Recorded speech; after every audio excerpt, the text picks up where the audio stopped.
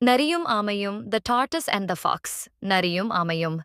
ஒரு பெரிய காட்டுல ஒரு ஆமையும் நரியும் நண்பர்களா இருந்தாங்க. அந்த ஆமைக்கு அதோட கனமான ஓட்ட பிடிக்கல. இப்படி கனமான ஓடு இருக்கிறதால தான் தன்னால வேகமா ஓட முடியல, பறக்க முடியலன்னு வருத்தப்பட்டுச்சு.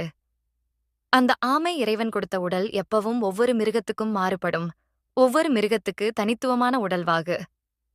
கடவுள் ஏன் கொடுத்திருக்காரு தெரியுமான்னு நரி கேட்டுச்சு. எனக்கு ஒண்ணும் தெரியாது. நீதான் சொல்லேன்னு சொல்லுச்சு. ஆமை உடனே நரி சொல்லுச்சு. ஒவ்வொரு மிருகத்தோட வாழ்விடத்தை பொறுத்து இயற்கை கிட்ட இருந்தும், ஒவ்வொரு மிருகத்துக்கும் பொதுவா ஏற்படுற ஆபத்துகள் கிட்ட இருந்து காப்பாத்திக்கிடவும் அந்தந்த மிருகங்களுக்கு தேவையான உடல் அமைப்பை கொடுத்திருக்காரு. உன்னோட உடல்ல இருக்கிற கனமான ஓடு உனக்கு உதவி செய்யறதுக்கு தான் அமைஞ்சிருக்கும். அதனால அந்த ஓட்ட பார்த்து வருத்தப்படாதுன்னு ஆறுதல் சொல்லுச்சு.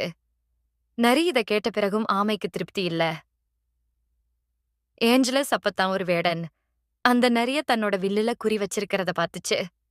ஆமை உடனே அந்த நரிக்கு பாதுகாப்பா குறுக்க வந்து நின்னுகிடுச்சு. ஆமை வேட்டைக்காரன் விட்ட அம்பு ஆமையோட முதுகுல பட்டு கீழே விழுந்துருச்சு. இத பார்த்த நரி நேரா வேட்டைக்காரனை நோக்கி ஓடுச்சு. நரி தன்னை நோக்கி வர்றத பார்த்த வேடன் அங்கிருந்து ஓடிட்டான். இப்ப பாத்தியா, உன்னோட கனமான ஓடுதான் உன்னையும் என்னையும் காப்பாத்துச்சு. இதே நேரம் உன்னோட ஓடு. இல்லனா வேடன் விட்ட அம்பு உன்னை கொன்னிருக்கும்.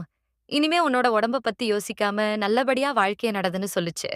நரி நரி சொன்னது எல்லாம் உண்மைன்னு புரிஞ்சுகிட்ட ஆமை அதுக்கு அப்புறமா நல்லபடியா வாழ்ந்துச்சு.